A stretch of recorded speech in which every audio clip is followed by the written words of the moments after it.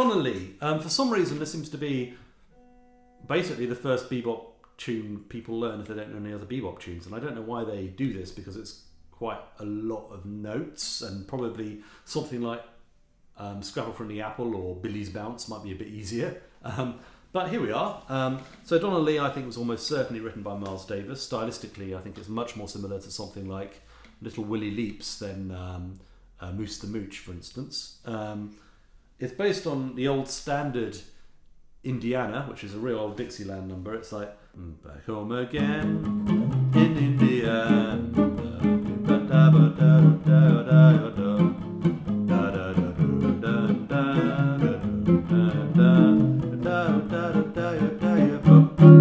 Back home again in Indiana. I'm not very good at the words.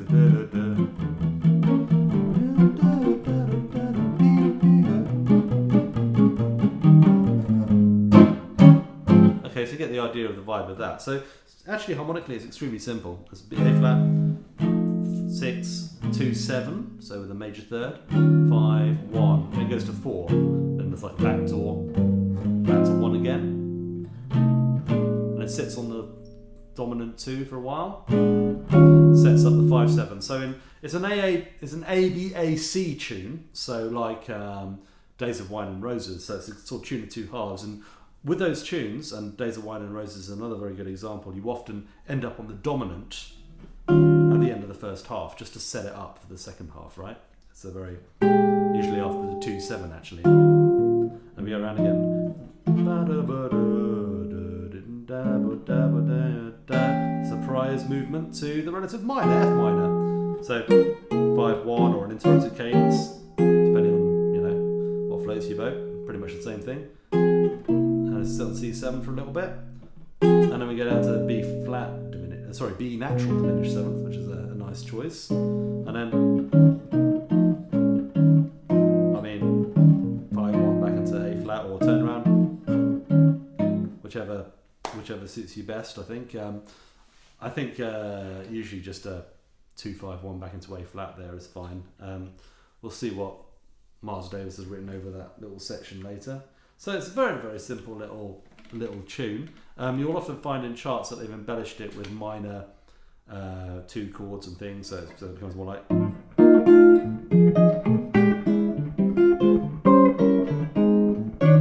Sorry. But I mean that's just decoration, right? And if we're looking at it from the sort of Barry Harris point of view, really all the dominants are just dominants, and then the 2 chords we kind of ignore, if that makes any sense. So we're going to play a little scale outline of Donnelly, which I think will help us understand what's going on. So we're going to start off with an A flat major scale, going up to the 7. And we always play up to the 7th in Barry Harris land because it makes it stronger rhythmically. In this case we get that outlined A flat major 7th chord. Come down, but instead of hitting the A flat on the way down, we hit the A. We do that to running it to the 3rd of F7. Okay, and then we play the B flat 7 scale, which is B flat mixolydian. Up and down, so we've got enough time. Same with the E flat 7. We're going to use A flat 7 there. We're going to D flat major. We've only got time to go up, and then we descend. G flat dominant. At least we could if we could play it right. If I played it right, that's what it should be. So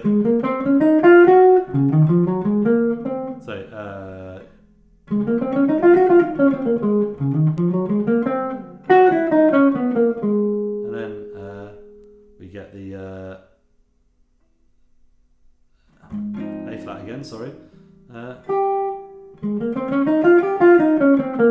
again going to the A, which is the 3rd of F7.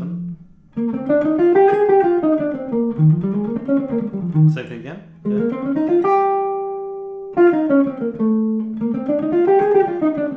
And then we get this, so we're going E flat 7, down to the E, so the E flat, so we go into F minor. I'm playing F minor 6th diminished there because that's the Barry Harris way to do it, but you could play melodic minor. well. And then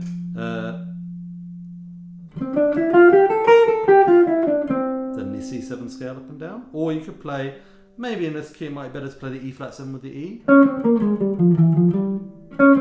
So.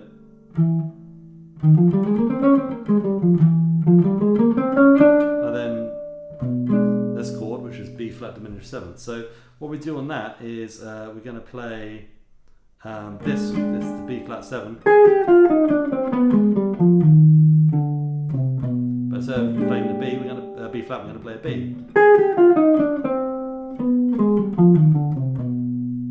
And then I think maybe just E flat 7. Right, so the reason why I've gone through all of that is I just wanted to give you some basic kind of reference points on what kind of scales Miles Davis is going to apply. I mean, obviously Miles wasn't a student of Barry Harris, certainly not at this stage even, you know. But it's interesting how well it maps onto that concept, so that's why I'm using it. So let's see what we get up to with these scales. Okay, so before we continue, I want to outline a couple of little key motifs that Miles or Parker uses when writing this line. And the first one I want to look at is the honeysuckle rose motif, which crops up a few times. And honeysuckle rose obviously goes like this, in the key of F.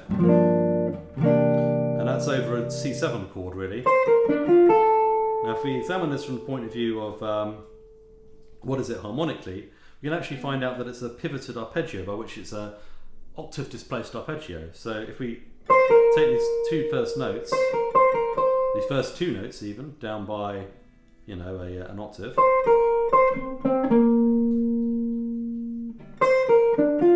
we get this. And that is like a B flat major 7th arpeggio with kind of an extra ninth in it. So harmonically what it's doing over the C7 is it's kind of being a flat 7 substitute, which is kind of familiar from players like Wes Montgomery, people like that use that sound a lot. So that's the first thing to bear in mind. This kind of substitute's used a lot. We get this here, you know. Okay. So another little key feature is, you'll remember that we're talking about taking our 7th dominant scale and this sharpening the root by a semitone to give us a third of another dominant chord. So in this case it's A flat 7 going to F7. Okay. So this kind of device features a lot in Donnelly, and there's a phrase which comes up a couple of times, which is this.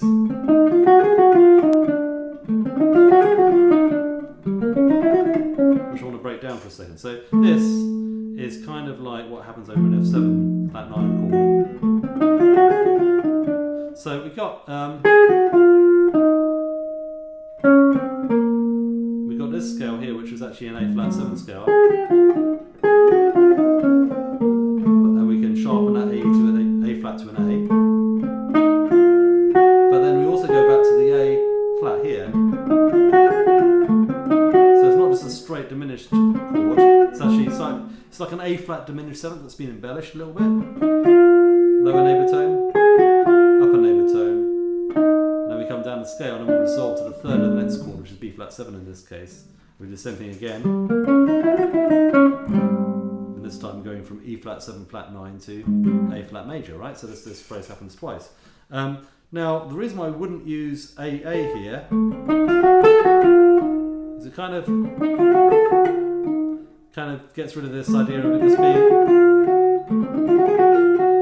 kind of an embellishment of the you know, G flat, I guess, if that's not too funny a way of putting it. I think like if we were to leap up to an A instead of an A flat, then it would just kind of disturb the line a little bit. So we keep it stepwise by making it an A flat again. Harmonically, what this does, it gives us an F7 sharp 9 sound. And some people have suggested that this is actually the origin of the altered scale. Now all you have to do to get an altered scale then is to add a flat 5 in as well.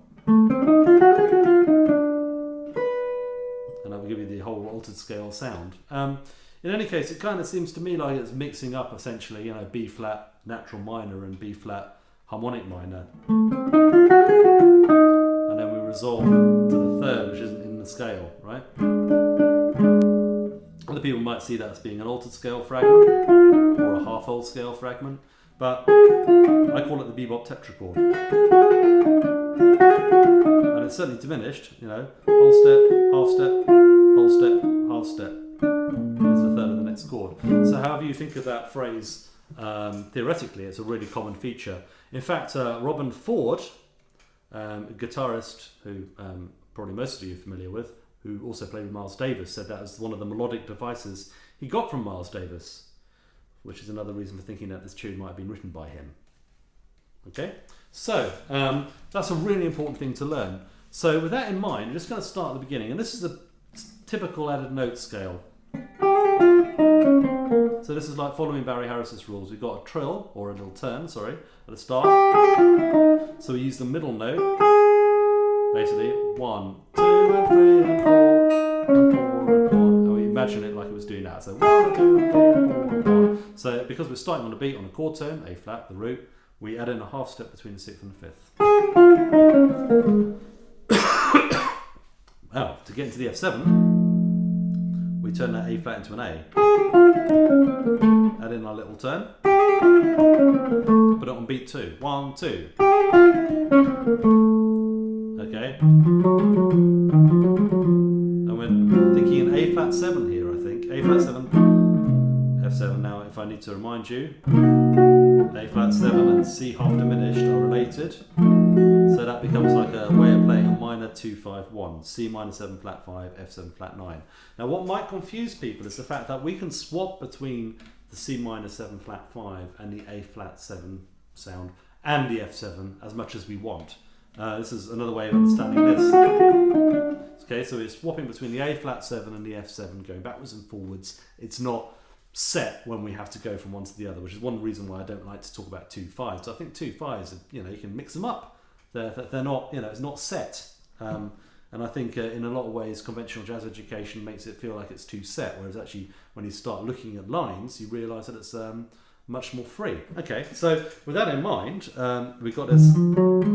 This is like the building off the, you know, the 5th, the important minor of A flat 7. So E flat minor, little scale, but belongs to the A flat 7 scale. This might be all a bit strange if you're not used to thinking this way, but I promise it makes sense. Okay. This is like an arpeggio going, or a chord, as Barry Harris would call it. A chord of the 3rd, B flat 7, which you might think also of as being F minor 6th, D half diminished, or a sort of 3 to 9 substitute of B flat 7. And then we got that like funny little scale step going down to the 5th of like B flat 7. Okay, and then this is a lovely phrase. So we're in closing. I'm just going to think about E flat 7. We're going to ignore A flat minor 7th or whatever. E flat 7, little chromatic enclosure. And then we're going to play a large arpeggio on the important minor. So there's a lower neighbour tone, up thirds all the way. So this is a B flat minor 11th. This is built on the 5th of the E flat. And then it resolves to the flat 7th of E flat 7. How's it go again? Lower neighbour tone to the 5th. Sorry, actually to the 2nd of E flat 7 or the 5th of B flat minor. And then we have that little chromatic movement down, which kind of suggests E flat augmented, or E flat 7 sharp, flat 13, E flat 7 sharp 5, depending how you look at it.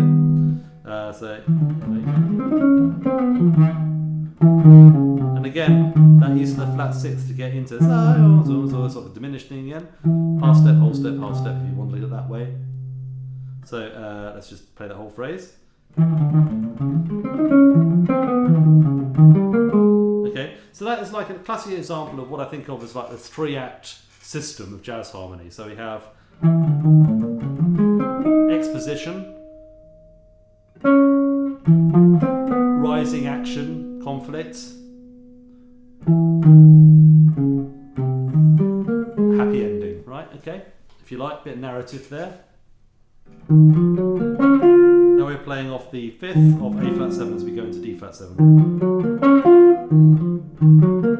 It's not quite a straightforward E flat minor 9th arpeggio. There's a half step in there as well, a little scale step between the first two notes, just to make it rhythmically flow a bit better, I guess. Or everything diatonic to the A flat dominant scale, or A flat mixolydian. Bit of conflict there, bit of rising tension as we add this little sort of semitone thing, and then resolve to the 9th of the D flat, which is a nice note. So our first kind of cool note, if you like. It's all been resolutions to thirds and things before. Okay, bebop tetrachord. So now that link between the 3rd and the 5th, extremely common in jazz melodies. Think.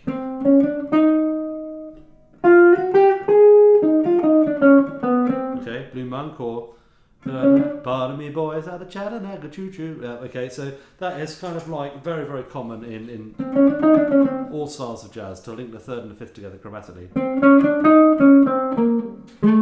Now we go from the A flat major back into the 3rd, sorry, of the F7. So there's that phrase I identified earlier. So now we go down the scale, which is a B flat 7 scale, but we have this little chromatic enclosure here to make it a bit more weird. Okay, so we go.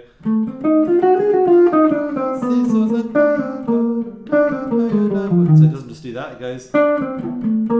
Yeah. Just make it a bit more interesting. Honeysuckle motif.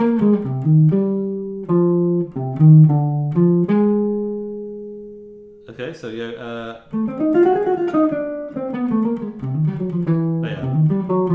We run down chromatically to the flat 5 of the B flat 7. Cool, huh? Which can also be thought of as a tritone sub, so we could be thinking of that as being E7, for instance. It's an E anyway. So another honeysuckle. That figure again. Okay. Okay, and we get to this bit, which is the E flat 7.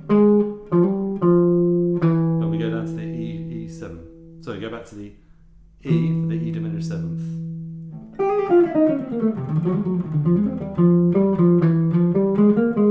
So start running our E7 down to E, right? Which is the 3rd of C7, which sets up the F minor. So this little chromatic phrase is actually just an embellishment of this.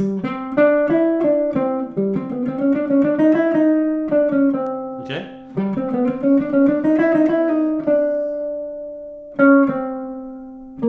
Okay, so if I just put that in context, so that's kind of like 3 bars. Hopefully.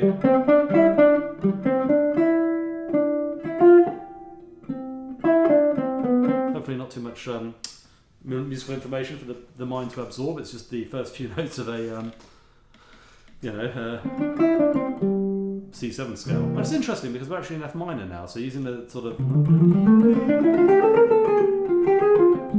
so almost going outside the F minor tonality by using a straightforward C7.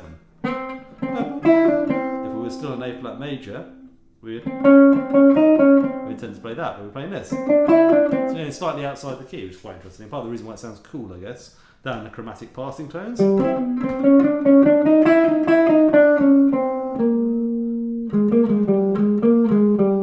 Back to F minor. So really single out. Kind of really sitting like that C7, C dominant, C mixolydian sound going into F minor. This is interesting because it's something you see a lot of old school bebop players, Wes, Cannonball Adderley, and here Miles. They do that. They play Charlie Christian as well as Grandaddy doing that, playing a major dominant into the minor chord, which probably fail at music college if you did that. but it sounds great. So this is what's happening here. Back into F minor, and then that flat 5 jump down to the root note of the B flat diminished 7th, which sure enough we go up the arpeggio, and then what happens here? Well, we're back to it. I think we're really back to A flat major, at least in terms of the scale. I think in terms of actually what's going on chordally, I think we've gone to a C minor 7. But you can play A flat major over the C minor 7, because the C minor 7th in this key, the 3, is just a substitute for the tonic function chord, the 1, right? So what do we get? We get a bebop scale, but we start on the upbeat. 1. Okay? Yeah, right down to the second. 1, 2, 3. Oh, so old friend, the third of F7 again, A. So, and we keep running down this scale, which turns into the A flat 7 with a raised A flat going to A, which actually turns into B flat harmonic minor, if you must know. So it happens very smoothly. And we end up on that note, which is the D flat, which is, if we think about E flat 7, that's going to be the flat 7, right? We play a little chord on that, or an arpeggio. We go down the scale and result to A flat. Now you're gonna there's a lot of resolutions to the thirds and roots of chords, and like Miles Davis in particular likes playing the roots of chords a lot, and often in jazz courses you're told not to do that, but obviously nobody told Miles Davis. So that has been a whistle-stop tour, but it's still been very long. So there's a lot of information in this tune. I don't think I've really covered everything, perhaps in a lot of depth and detail, but hopefully you get an idea of what kind of thinking's going on here. I'm just going to play you out with a little bit of improvisation on the tune.